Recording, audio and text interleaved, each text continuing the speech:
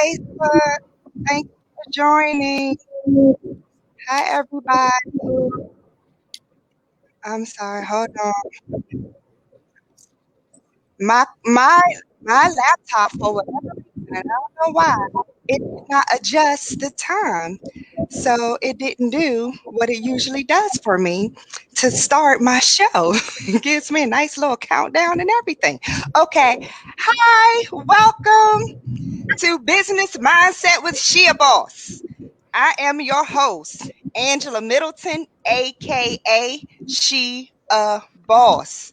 Today is Thursday, March 18th, 2021, and tonight's topic is wheels to walls. Wheels to walls. Let me explain. We've all been downtown.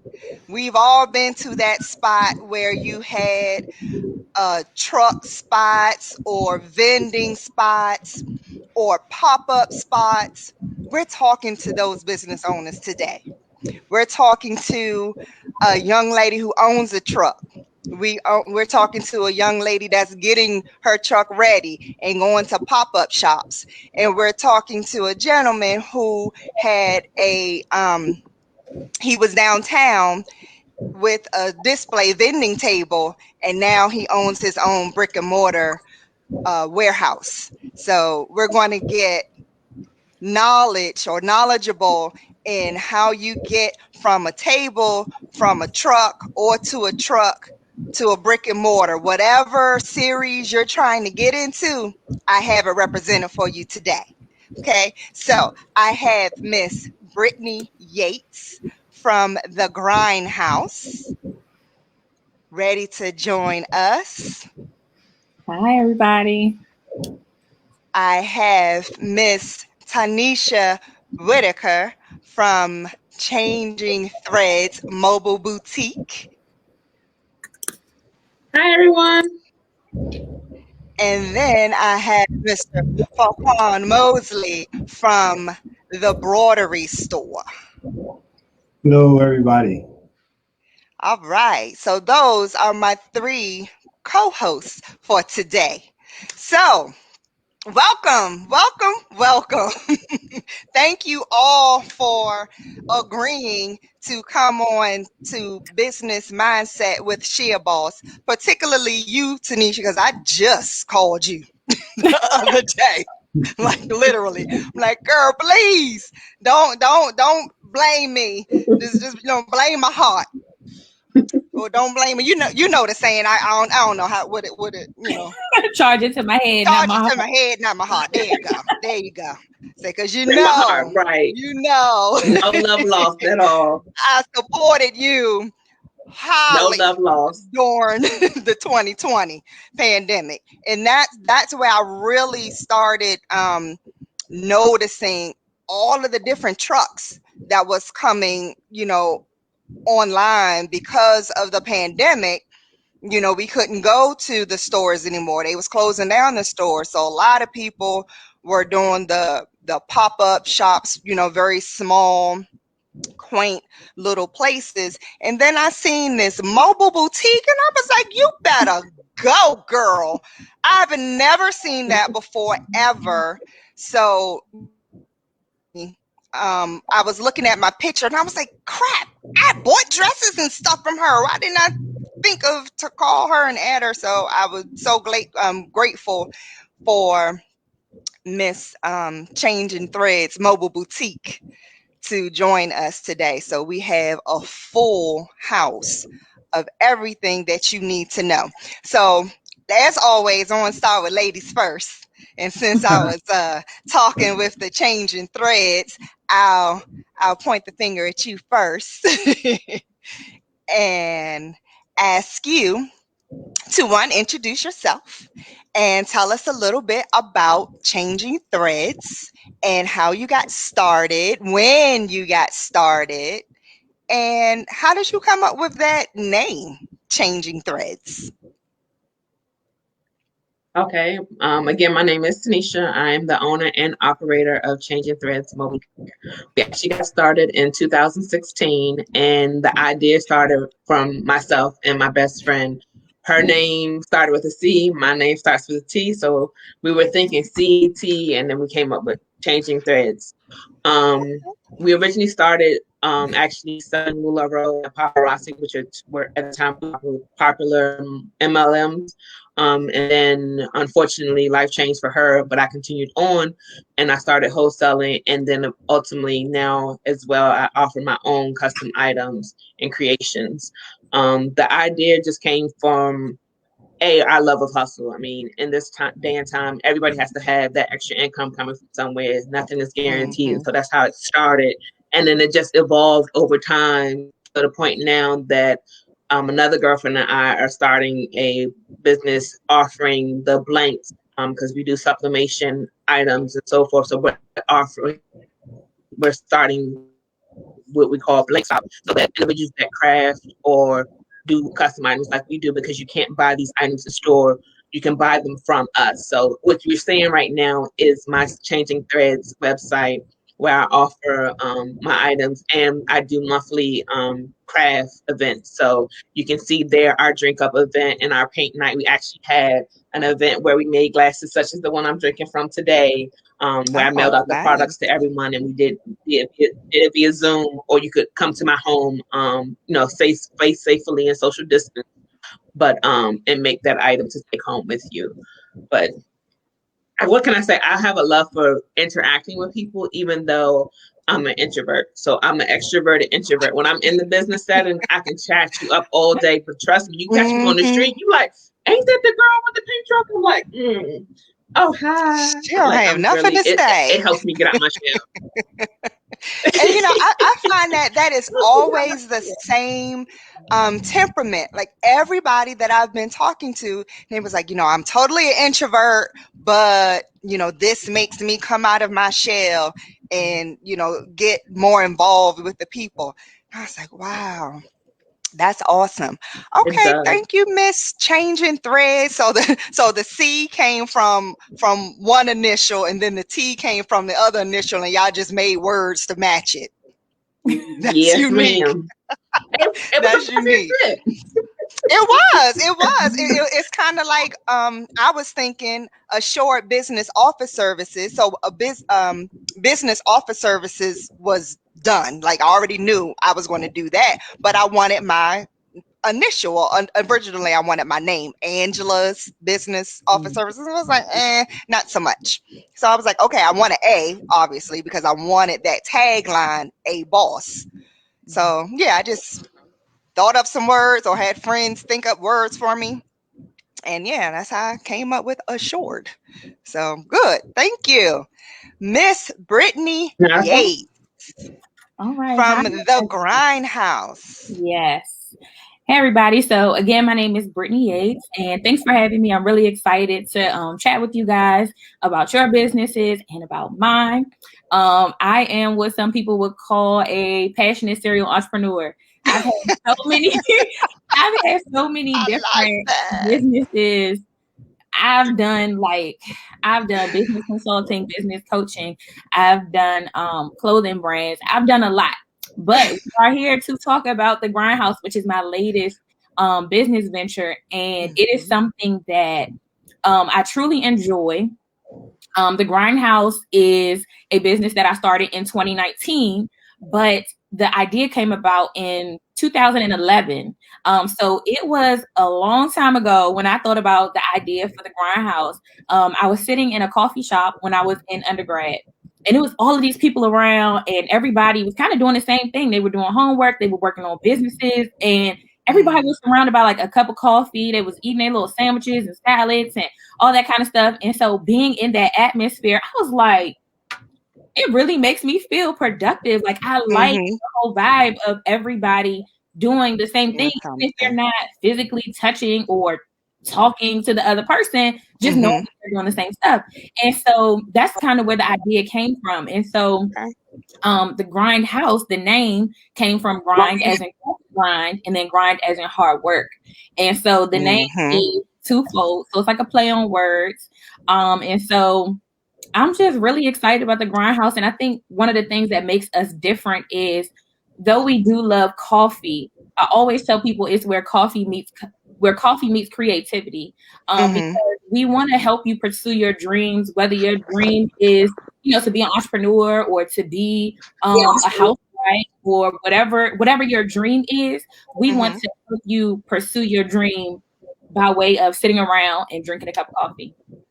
I love that. I mean, you seen the need. It's like, yes, I'm going to do that. But I love the serial entrepreneur. Yeah. I love that. Tanisha was like, yeah, that's what I am. That's what I am. I am. And it's so funny because I'm here like mid-old and I'm just starting my hustle.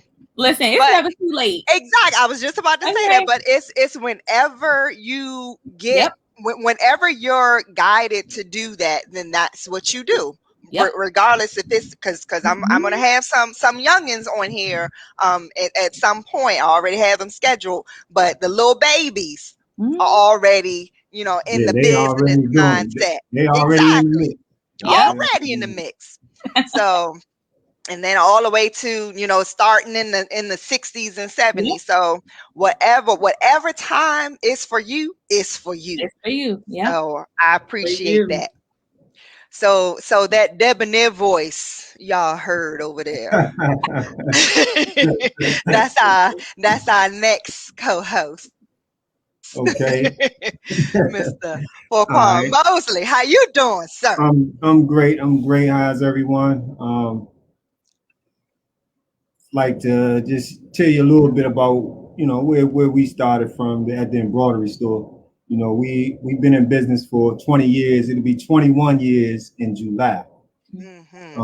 So we've been around for a long time. We've been around. We started out, as the show is about, wheels to walls, but we started out with tables, and we never imagined that we would be doing printing shirts, that from vending downtown Washington, D.C. would turn into a 21-year business of printing shirts, from embroidery, screen printing, vinyl cuts, whatever you can name, we do a digital printing. So, and we've touched a lot, and throughout the years, it was like we were like chameleons. Like I have a brother, Muslim brother, he says, man, your business has been like a chameleon because we've changed so much over the years, and our niche has changed so much, so we went from, like I said, vending, where we were selling sunshades and watches, to selling Washington, D.C. T-shirts. From Washington, D.C. T-shirts, we opened up our and got a building. And from that, we went to say, okay, we're going to make our own Washington, D.C. T-shirts because we was buying from the Koreans. So, we want to cut out the middleman, so we started, making our own Washington, D.C. T-shirts, and that's a whole story by itself, But right, so we're gonna get into that story because we want to hear. We want to hear that story. So, that's why you're here, right, to educate us and to tell us how to maintain a 20-year empire. How are you growing? How are you staying with the times? That's important, not to be complacent always, right? And you were able to manage to evolve through all of those years, like your friend saying, being a chameleon. Yeah, that's what business is about. You have to evolve. You can't. If you think you're going to do the same thing for year after year after year, it's going to be so many hiccups. So you got to be able to, pivot, and bounce off. And like I said, our niches has changed so much, and so we just ended up, we provide a service, and that's the thing. We're in a service industry, and everybody needs it. Like I tell a lot of businesses, a T-shirt with your business name on it is better than a business card. Yeah, you're absolutely right. Instead of you passing it out, you're wearing it. you know. Yeah. And so if you in line at Wawa and you got your name on you and your phone number, you Somebody never know. behind you, like, Yeah, right behind you. Who did your shirt? You know, so yeah. yeah, that's the example right there. That's what we want. So, you know, like I said, you know, we just do a service of printing, you know, and whether you say promotion printing or marketing, you know, even to, like you said, the young people that's coming up that Mm-hmm. want to start clothing lines, you know, we even help with that as well. So, you know, Okay. that's where we at with what we do. That's great. So for you, you started, umpteen years ago. Can you explain first how how did you get started with the vending industry downtown? Like, do you have to have licenses? I'm sure you have to have some sort of licensing. And how did you choose your products? How did you choose your location? Like, is there so many questions? Right. Well, like with me, there again, you know, I'm Muslim, so I deal with a lot of people that are part of my faith of Islam. Mhm. So it was a guy we went to school together, and we lost touch with each other. But in the mosque, I had seen him one day, and at the time, I was just trying to find my way. Like, what am I going to do? What I want to do, you know? Mhm. So I wanted to start a cleaning service. Oh, You know, and this was in 1998. I wanted to okay. start a cleaning service, so I had researched it and everything. And the to buy into the franchise, it was $11,000. Mm. So when I ran into him, we was going to school together for being an engineer, and you know, so I was telling him what I was trying to do, and he was like, you know, well, I'm not doing engineering anymore. I'm vending. So I'm Mhm. like, you vending? You left being a engineer? I was An like, did you get your engineer? license? Yeah, like did you get your license? You know, and everything. He's like, yeah, I had my third class license, but you know, the money I make now is nothing compared to Wow. engineering, right? So I was like, so after I told him my story, and I was like, I only need but $11,000. You know, I'm trying to Mhm. get, you know, grind up real quick. So he's like, man, $11,000, you can make that in a couple of days. I was like, in a couple of days. What? I was like, Like, in a sign couple me of up. days, really? Like, Right. yeah, like. Like, So you I was need like, some nah. help. You can't. So yeah, so he was like, we downtown in front of the Smithsonian's on Independence Okay. Avenue. So he said, just come down there. Always a line. Right. So he's like, just Mhm. come down here. So I went down there, and he had a stand, you know, and on his stand he had nothing but like watches and sunglasses, like, you know, like Nike watches, Tommy Hilfiger watches for the kids, you know, and the Yeah. little Nike glasses, Oakley glasses, and stuff like that. So I'm just there like 8:30 in the morning, and I'm like, how is he gonna make money with this stuff, you know? Because he Mhm. had nothing but glasses and watches. Around 9 o'clock, the groups that's touring downtown are kids, you know, because Mhm. we're going into March, you know, so the tour groups, they're going to see the museums, the monuments, the memorials, and they just start coming off the subway. Mhm. And the first table they hit is his. Now It was it's his. 20 tables up and down Independence Avenue, but he has the first spot. And Wow. the kids, the groups are like 50 to 60 kids in a group. Mhm. So once kids see, you know, when we talking about kids, we talking about 10, 12, 13-year-old kids, 14-year-old kids who parents gave them money to Yep. spend while they in Washington, D.C. And they from Yep. all over the country. Mm-hmm. Yep. As soon as they hit his table, it's like $10, $10, $15, $10. Like a free And ball. Wow. I'm like, the right. money And is I'm just okay. telling So you, so so wait a minute. Hold on. Let me pause you right there. He had the premier spot. How do right. Mm-hmm. you get that premier spot? Okay, so what happened was like once you start vending, first let's go back. Vending was created by Mayor Marion Barry. Oh. It was a Okay. program created for us to Mm. get a brick and mortar, not to stay down there vending for years and years and years like you see now with the Koreans and Mm-hmm. some of the immigrants that's down there. But it was created so that you can get down there, you can get you some money, and you can start your business from there, where you can That's move into a brick fascinating. and mortar. So Mayor Burry put the vending program together for us. It used to be, Wow. they used to call it Vendors Mall, and it used to be up on F Street. So all the vendors used to be up on F Street, and that was like back in the early '80s, late '70s, early '80s. Mm-hmm. So he created that program for us. So it was just a thing of taking the program. Now the vending is you had to get a vending license. Okay. You know, and the spots that were at that time, they were first come first serve. So if you get Okay. out there, if you whoever out there, that's your spot for the day. Okay. So it's Okay. like you gotta hustle. Yeah.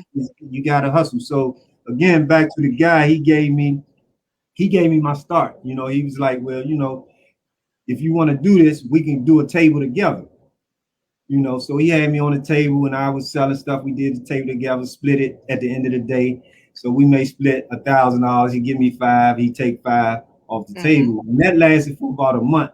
And then he was like, it's time for you to go.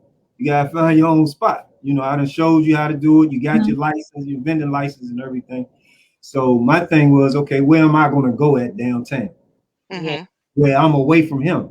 But like I said, it's 20 vendors on the street. So I just went to the other end.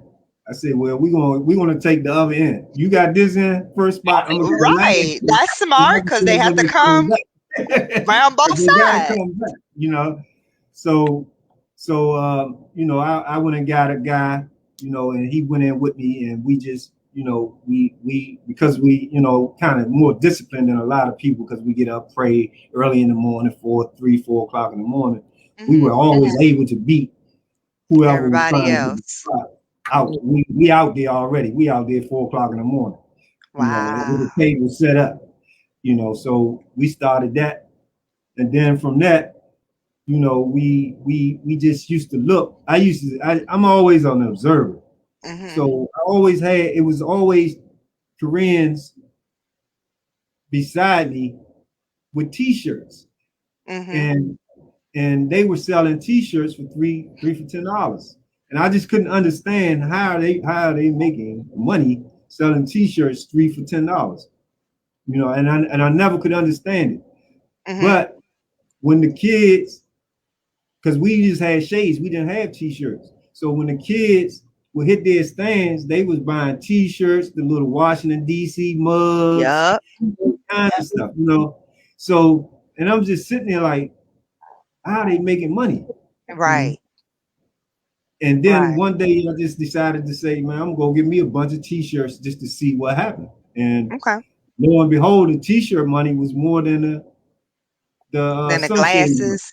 and the watches, because the glasses and watches, that was only for kids, but the T-shirts was for grandma, for aunt, Everybody. for father, Right. it's for Right. every kids, even kids Everybody that you want to get T-shirts for back Mhm. home. right. So even the kids that's buying watches, they might buy a couple of watches, but then they're gonna go buy some T-shirts too. Yeah. So we started that, and we was buying T-shirts from the Koreans. And I used to go up New York a lot to their garment district. And that's where I ran into another Muslim brother. And he had he was selling New York T-shirts, but he had the New York prints where he was printing them himself. And I just asked him, like, do y'all do Washington D.C. prints? And he was like, no, we don't do them, but I can give you people who we get them from. And it was some Jews in Queens that made the prints, the transfer prints. So I hooked up with them and just started buying transfer prints. Now we was getting the prints for 10 cents a print, a full color Washington D.C. print. Oh my So God. we was just buying, like buying the prints. I got a whole lot of questions. Buying T-shirts and before I got this, we was in a basement of a barbershop. I rented out a basement of a barbershop, and we was just printing Washington D.C. T-shirts, just printing. So wait a minute, pause. I think I lost something there. So you were associated with the guys up in New York, and then you purchased your own and you rented it. I purchased my own equipment. Okay. To print, It was like just a heat press. We had one heat press. I had one brother doing the heat pressing, and then then I ended up having like 5 stands downtown. We put stands everywhere in front of every Wow. museum. You know, the Air and Space Bless. Museum, the FBI Museum. We was on 10th and E, across from the Lincoln Theater, with Hard Rock Cafe. We was right there. We put a stand in front of Planet Hollywood. You know, so we put stands all downtown. So So how long was that transition? How long that was the transition transition? took like 2 years to build to that point. Wow. Yeah, we was in like our second year of vending. I had amassed like 6 tables and we was rolling. You know, we was producing our own shirts and everything.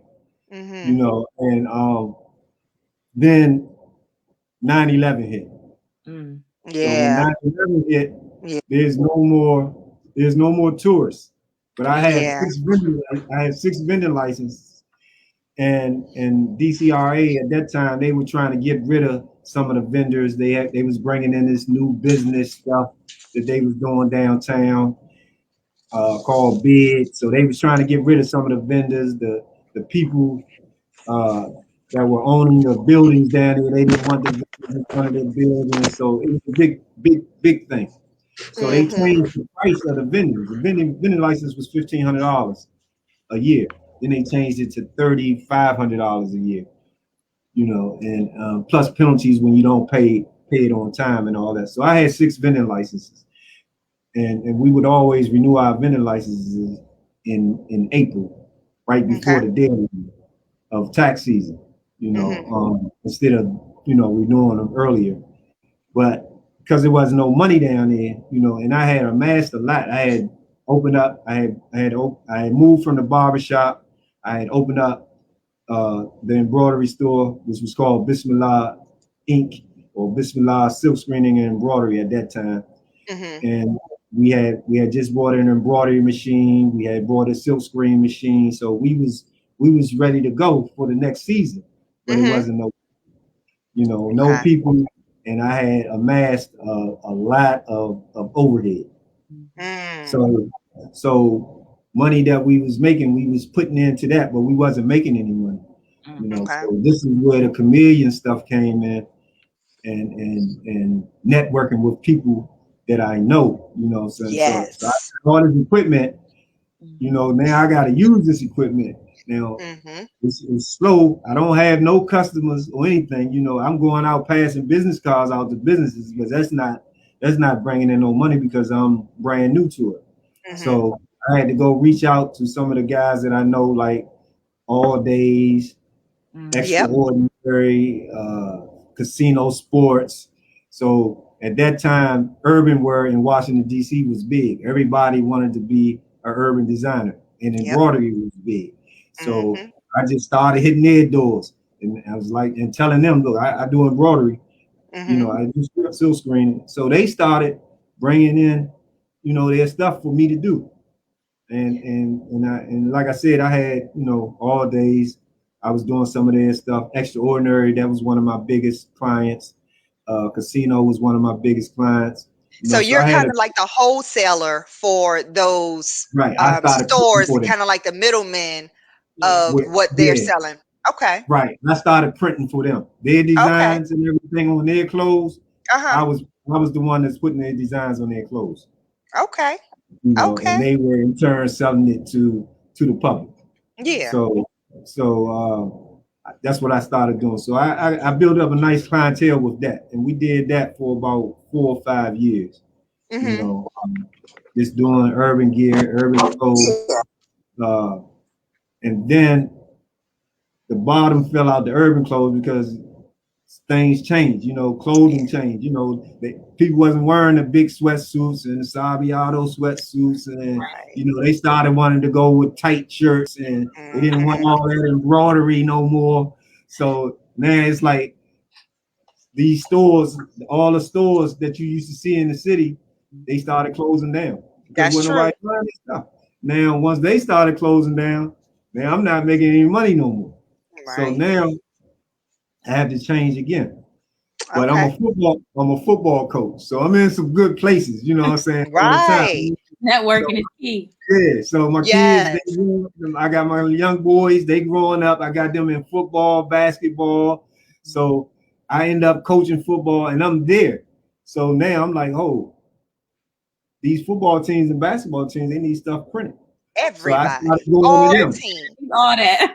All South the Bowie team. Boys and Girls Club, Upper Marlboro Boys and Girls You have Club, no Clinton Boys idea and how Girls much Club. money I spent on these Right. children's and all of their sports gears. All their sports gear, right. I have a whole shelf. I kid you not, a whole shelf of Right. jerseys and t-shirts and cups, everything. Everything, right. Everything. So that's a business just in and of Yeah. itself. In itself, so I started, just marketing to them, going up to the team moms, because the team moms, that's who run the teams. Go to the team mom, look, I Where can at? dress y'all up, give you everything you want. It's like, wait a minute, you telling me I can put my baby name on my Right. chest? Is that what you just said to me? Yeah. Okay. Okay. And they want to dress them Give me up. They 20 want to of dress them. them up. They want to dress their babies up. I'm telling Yep. you. Yep. Because So, granddaddy need one, auntie and uncle need one, all the cousins need one. Yeah. So Everybody. that's how we did. So we started doing that, and we did that. I was coaching, then I ended up leaving the youth clubs and started high school coaching up in the high schools. So I started grabbing high schools as well. But in the process of me grabbing the high schools, because I didn't have the youth football and basketball connection anymore, I started losing them because they, as they get older, people replace them people, Right. But, so now, so we got the high schools and stuff, and I just figured, okay, well, let's start getting more businesses. Let's start going out to the businesses. Let me get my website going, because I was doing all this without no website. So you're not passing out cards. No cards, You didn't have a website. It was just all networking. All with networking, word of mouth, But then I realized, okay, I need a website, so we put the website together. And then I did, all the little marketing tricks, pay per click, things like that. And then just from being in the business for years, you get people sending you people, customers referring customers, then you get repeat customers. And now, then your website, once you get your website going and everything, I got a good presence now. You know what I'm saying? Google, yeah. Once people start hitting you on Google moves you up on the list. You know what I'm saying? Because I guess you become relevant. Right. So now, I'm to a point now. I get at least 4 or 5 calls from different businesses per day, wanting stuff, wanting things done. We just did a client today. We just did Starbucks out nice. Silver Spring, or Starbucks out Silver Spring, so we just did some stuff for them. So, it's just like they just find me on Google. They just find me on Google. So we just opened up. We brought a couple more. We expanded. We had one place now. We got 2 buildings. And we got multiple machines, embroidery, screen printing. So we do everything. Whatever needs to be printed, we take care of that need. So hold up. Let me recap for just a moment. So you went from the vending table in front of the Smithsonian to the basement of the barbershop, owning your own machinery to do it yourself, to getting your brick and mortar with multiple machines doing not only silk, but then included embroidery. And then you added another location. Right. Man, you need a boss in your life, don't you? Like you getting big. I definitely do. You need some office administrative help in embroidery store. Yeah, we already started talking, y'all, because I'm like, yeah, you doing the most, brother. You doing the most. He was like, man, I'm gonna need some help. I'm saying, you certainly do. You certainly do. And boss is here to help you for sure. So let me take a quick pause to thank our live listeners. If you are joining us live, please put a comment out here so we can say hello to you and thank you for joining the live session of Wheels to Walls with the Grindhouse, with Changing Threads Mobile Boutique, and with the Embroidery Store. Thank you so much for joining us. One of our guests said, "Don't sleep on the competitive cheerleading." We know cheerleading is crazy. Oh yeah, Huge. nah, we're not sleeping on them. I had Marlboro cheer. I had Marlboro competitive cheer up in here for a while.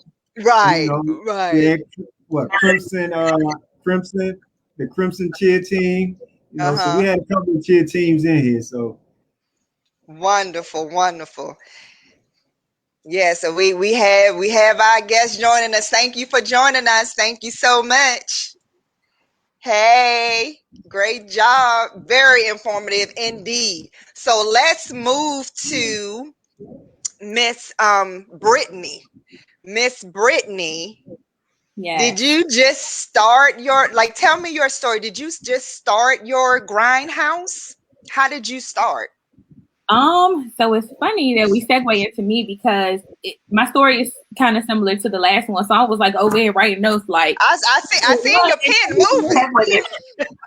I was writing notes like, okay. So for me, I initially wanted to start out as a brick and mortar, and I wanted to do a coffee shop with a co-working space. And then I was like, well, I don't really want to do the whole getting a bunch of business loans and all of that kind of stuff. And so I was like, well, how can I still want to be in business and operate my business without doing all of that initially? And so what I started out with was a coffee truck. And so as you all know, when you in business, sometimes, you know, things happen. Just like with the embroidery shop, it was like it was a bunch of customers and it was like it wasn't. And then it was a bunch of customers and then it wasn't. And so the same kind of thing, it was like things were happening with this coffee truck. And I'm like, okay, I'm trying to get it built out. COVID didn't happen. The place shut down for a little bit. All of this stuff was happening. And I'm like, okay, so now what?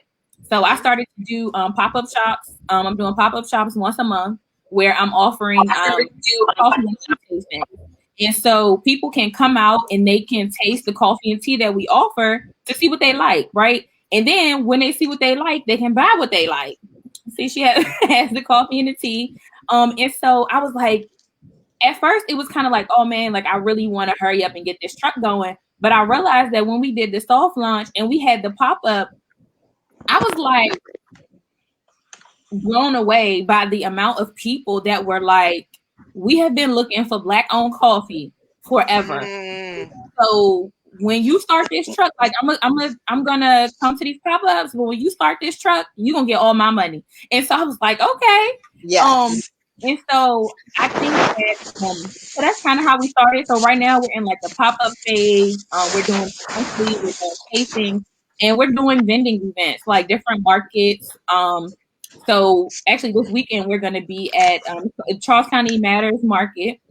And we're going to be selling all of those items, our K-cups, our teas, our coffees, all of those different things at vending events. So it's really good to see how you went from vending to having now 2 of your own spaces. Because sometimes I think we all want to start big and we don't think about how to build up to, you know, how to build up to where we are. And so, you know, just going through the process, it's like really good to see the growth already. Baby steps. Mm-hmm. You know, you can't expect just to come out here. And like, I was saying this to my other group before, like people have that irrational expectation that they're just going to come out and they just going to become millionaires and everybody going to flock to them and you know, it's just going to be boom, boom, boom, but it's not always that. And even if you're successful, the world happens. Yeah, that's it's very rare that you're going to just come out and just make a lot of money. Yep. You know, that's very rare, and you have to put in that work. You know, yeah. If you're not putting in the work, you're not going to get it done. Yeah, I definitely agree with that. So, like, I started my first business in 2011. And from 2011 until now, I feel like I'm just now seeing like the fruits of my labor, like everything that I put in, all the hard work. I'm understanding, marketing tactics and understanding,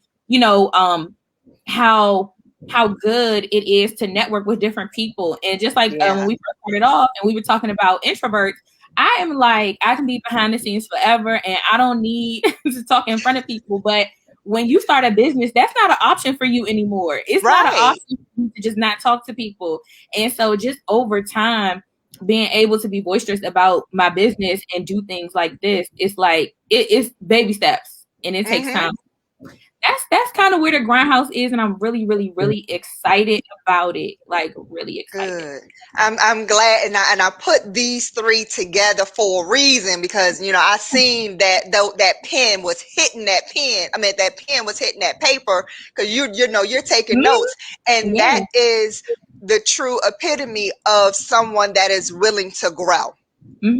Someone that's willing to listen and see how do you make this work, networking with one another, and that's my whole purpose of this thing so we can get some networks and we can help each other and grow because a lot of us we are looking for Black everything. We want to support our own right now. It's especially right now. Right, Black especially movements and stuff, so everybody is pro-Black right now. Right. Yeah, right. It's a good time for Black business. I agree. Like whenever I want to patronize a business or anything like that, I was so excited when you were talking about helping people start clothing lines and stuff like that. So I pressed my own t-shirts for another business that I have. But for like the bigger items, I go to another business that's not Black owned. And so now I can swap them out with a business that's Black owned. So it's like, being on a platform like this it's beneficial, especially for networking purposes. Because like you said, like you want to patronize Black businesses. You want to support your own people. Right. And so just like they've been doing for years and decades and their whole lifetime. Yeah. Right. And do you do tea as well, or you just do coffee? I do tea as well. So we have loose tea, and we also sell the loose tea accessories. So right now we have 5 different teas. We just added one. So we have a citrus hibiscus tea. We have a Earl Grey tea. We have it's called Gunpowder. It's really good. Like people love that tea. The new one we just had, the new one that we're coming out with is a chai tea because everybody was like, "Oh my gosh, I don't drink coffee, but I love chai tea." Exactly. So I thank you for asking that question. Embroidery store. Right. That's what I told for me because I'm a tea connoisseur. So yep, we have several different. Yeah, and I love the tea because they're really flavorful and because they're loose tea. They are just, oh my gosh, it's really good, especially the citrus hibiscus one. You don't have to, if you're not someone who sweetens your tea, like does honey or anything like that, the citrus hibiscus and the creme brulee tea, a lot of people don't add sweeteners to them. Right. They're really good. All right, so let's move on to Miss Changing Threads Mobile Boutique. So before you start, hold up, let me tell you one thing. When this chick pulled up in this truck saying that I could not only buy clothing, but I have masks, I have towels, jewelry, everything in the truck. And you even have a changing area in the truck. This was the first that I've ever seen. Yes, ma'am. This mobile boutique. So I'm like, God dang it, if I don't get her number. And this was even before A-Boss. I wasn't even thinking about creating a business. It's just the point that this sister is doing something that I have never seen before. You guys are the rocks in your fields. Like you don't have too many Black coffee distributors and having owned your own machines for printing and embroidery, and now you having a mobile boutique. You guys are the stone of what you do. So thank you. You're humbling me to be here today. So Miss Changing Threads, how did you do what you do? Yes, ma'am. So Pinky is what I call the truck, and I apologize, my connection is wacky over here today. But Pinky is what I call the truck. She's a former bread truck. I actually Okay. looked up and found her on Facebook Marketplace. And you know how they say God sends you what you need at the time, and you don't even know that you need it.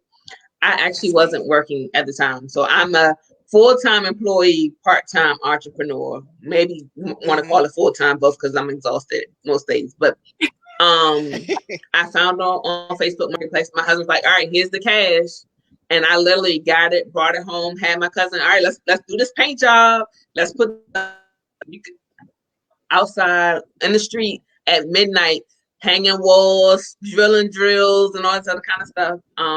And just put out. I I bought it from another clothing vendor. She didn't have any walls built up or anything, so I insulated, put walls up, painted it, put my chandeliers up because it had this little It sparkle in was there. it's And just put it swanky. on the It's road. swanky. Look, I'm not a girly girl, but I do like to get cute every now and then. And when you have a mobile boutique, you gotta make it cute. Just Right. saying.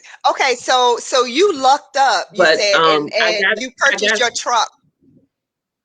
I'm sorry, where did you purchase your truck? Facebook Marketplace. Looking Okay. online at different sale sites, but the prices were just a little bit out of sister's budget. And then I found one that price on Marketplace for just under 5,000. I literally put maybe $500 or so in it my first year, and was just running. And the main reason why I wanted a truck, you can understand this embroidery. That's from breakdown was wearing a sister down, carrying those racks and those clothes to and from pop-up shops and vending location was not for the sister, because it was normally when I'm doing it, it's just me. Um, I normally don't have assistants, so to have the truck and pull it out, plug up my generator and turn the lights on is what the people needed. Now these That's having it. all these towels, accessories, I'm a little all over the place. I'm trying to focus and home in on what lane I want to be in, but I love a little bit of this, I love a little bit of that, but I love working with my hands, so that's why I'm getting to more of the personalization versus just wholesale. So do you make the clothes? So if you all seen my photo shoot, I created a little poster saying walking into woman's history, and I had this beautiful flowy green and black dress that was from my girl Changing Threads. Do you make your own materials, or do you purchase? So the plan was to start rolling out a clothing line, but of course the pandemic put things on hold. So for the dresses and so forth, I mostly wholesale. So like that dress in particular, I got it from a vendor out in LA. I go to LA about 2 times a year to shop, as well as Okay. Atlanta and New York every now and then. But hopefully in 2020, in God's grace, I will have the start of my actual clothing line. I do offer some t-shirt designs, but I do want to actually get into the garment.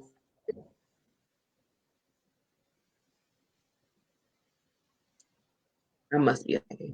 The main reason why I want to get into the garment line, I don't know, both of you all are on the slimmer side, but for us thicker girls, the quality of clothes is garbage, arm and a leg. Mm, So that was my main reasoning for wanting to get into the garment line, because I'm considered a plus, definitely mm, by industry standards, right. and everything I wear shouldn't be All of us straight is polyester, beautiful. and that's the plus. Right, exactly. But I want a low selection and better quality for the money that they require for us curvier Right. chicks to pay. It's not cheap being curvy at all. Right, right. Okay. That sounds, I mean, y'all doing big things. So again, we have the embroidery store who started from a vending table downtown to owning print machines to owning embroidery machines to now owning not one but two warehouse mortar and brick locations. Then you have Miss Brittany Yates, who's a serial entrepreneur, but we believe we have a niche right here in the grindhouse coffee business right now, where you have your truck, you're getting it all situated so you can also be like Miss Changing Threads mobile boutique to, just go anywhere and everywhere. Yep. Right. So this has been amazing. So much information has been shared. Oh, one question for the ladies. You both have trucks. What Mhm. kind of license, if any, do you or is it required to own a truck and to purchase, or and to sell your products from that truck?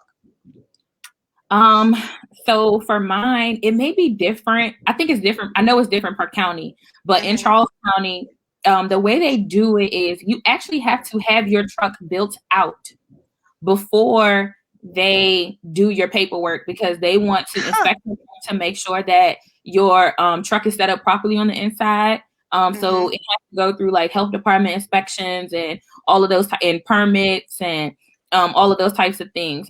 But while you're going through the process, you can always contact the permit office and you can always contact the health department to get all of the documents that you need while you're building your truck out. And so I was advised to find someone who builds out trucks that meet the standard for Charles County, Maryland, because it could be different wherever you go. So you want to make sure that you're getting your truck built out by somebody who knows what the laws are, who knows the rules and Mm, regulations and things like that. And so that's what, that's important. yeah, so that's what I did because I don't want to go through this whole process and they be like, you go for your inspection, they're like, oh no, the sink is too close to this or this is too Yeah. close to that. And so for me, I believe it's just the permit that you need to get. You also need to pass your inspection with the health department, and then you also have to have a commissary kitchen. So regardless of if you have hot or cold food, Mm-hmm. or just even ice cream trucks, they have to be partnered with a commercial kitchen, in order to run their food truck. That makes sense. What about you, Changing Threads? How does So that since I differ, if don't, any, for a clothing store? For a clothing truck. right. So since I don't sell food, there is no actual permits or anything additional. I just need my business Okay. license on file. And auto insurance, the only things that I needed, and to Okay. follow fire safety code, like have a fire extinguisher, fire exit, emergency exit signs. But I'm in PG County, but PG County Hmm. does have those requirements for food regulated businesses. But since I don't sell food, it's a lot easier to get a truck on the road. Yeah. Okay. So what I'm hearing too, ladies, is you all can benefit from ABOS as well because you're starting off and you need Sounds like business establishment support maybe, or just, project management. You know, we can help everyone. Whatever stage you're in, ABOS can help everyone. So I want to thank everybody again. Like this has been my first product podcast. So y'all see I'm doing I the see you most. So advertising I it. have right. I have my Black Lives Matter embroidery hat that I had from the summertime, even before A Boss. You hear me? So we've been supporting the broderie store Yeah, yeah, forever. we was doing Black Lives Matter. We was doing that big. We had stands down there on the plaza and everything on the Black Lives Matter plaza. Where's my other We, stuff? we had we had the stands fully loaded with all the Black Lives Matter masks, hats, shirts, whatever they needed. Everything. I have shirts, I have hats, I have masks, I have everything Black Lives Matter because Black Lives does matter. It do matter. So I just y'all seen my commercial. I was like, yeah, A-Boss is getting some work done.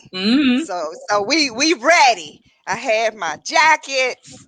Y'all see my so when I'm standing in line at the grindhouse getting my coffee, I'm gonna drive over to the changing threads where they're doing their pop-up shops.